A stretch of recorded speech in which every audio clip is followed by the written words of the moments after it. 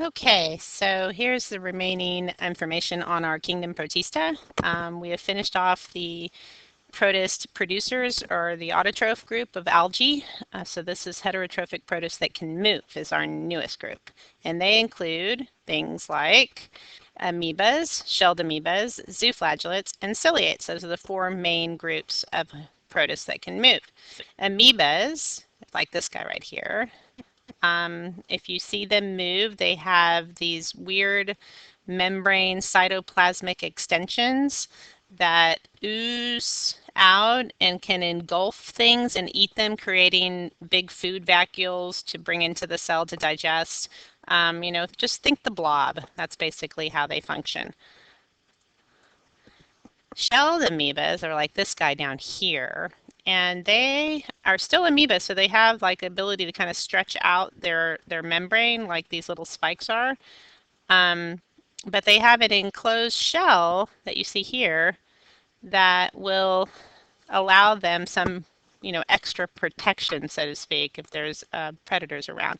But you can see all of these extensions are little gooey cell membrane bits that if they can catch something, they use to kind of drag them back into for eating purposes. And they're kind of can be somewhat symmetrical. This one's not quite, but sort of. But that's what they look like. Zooflagellates, like this guy here, include a lot of parasites like Giardia, but not solely Giardia. Whoops, what just happened? That was weird. Let's try that again. All right, zooflagellates also include other parasites like this Trypanosoma brucei, which are some of the ones that you may have seen in, whoa, go back. No. All right, there you go. So that's them. They look kind of weird. All right, let's get out of that. I don't know what that's going, and get rid of these. And then we'll go back to this. Okay, and then ciliates, which can be fun to look at, which include things like this little guy. This is Euplotes. See, he's got cilia on one side and cilia on the other side, and he just sort of swims around. Kind of fun. Or they might include this guy, Paramecium, which some of you will be seeing in the Protist lab. Not bad, huh? They're kind of cool. Let's see him. I'm going to go up a little bit if I can see it on a different. You can see here, you can actually see the cilia more closely on the outside of their body and their little oral groove. That's where their little mouth is, where they eat. And you can see some of the vacuoles in here, which is kind of cool. You might also in some of these sometimes be able to see the contractile vacuole, but I'm not seeing that here right now. Oh wait, maybe this spot. This guy gets out of the way here. Ah, that's a contractile vacuole. Watch it. Let's see if it'll stay. Because it eventually, whoop, whoop, there it went. It just pumped out water. There you go. Pretty cool. All right, so that's enough of that. And moving along. So those are your four main groups of heterotrophic protists that can move. Let me get out of this. All right. Some more close-ups or some more characteristics of these groups. Amoebas are simple single-cell blobs of organisms.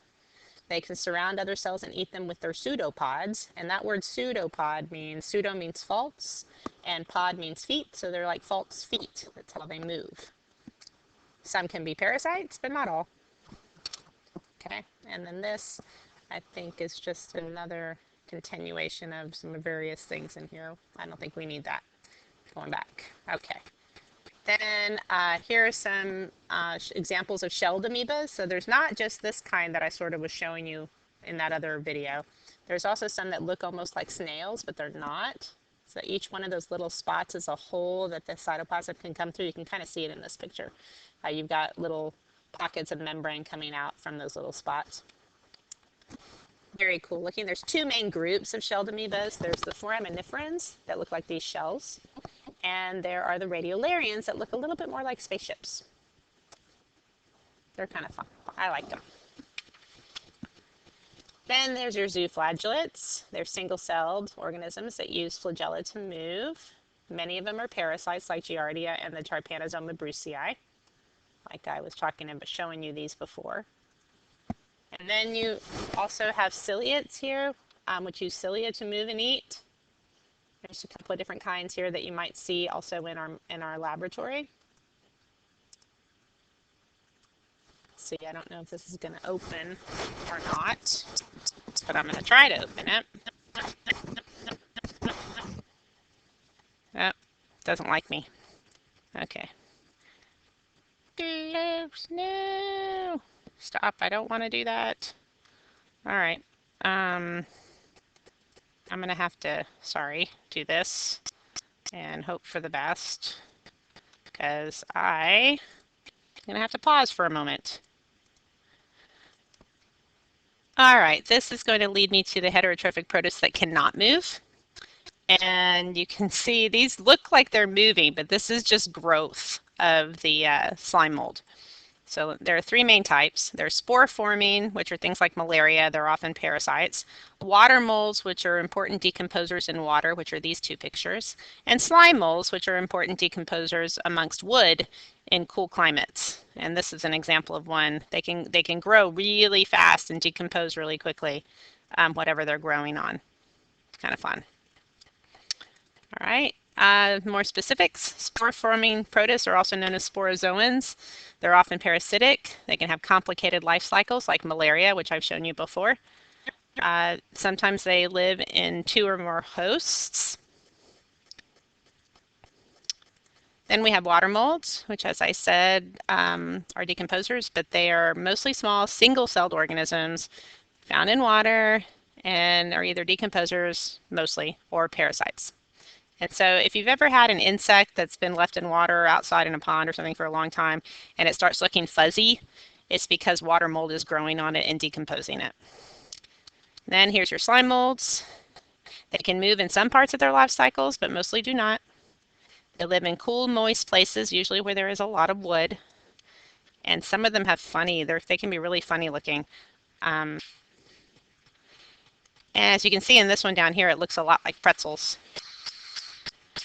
All right, they're all decomposers, slime molds are, and they prefer wood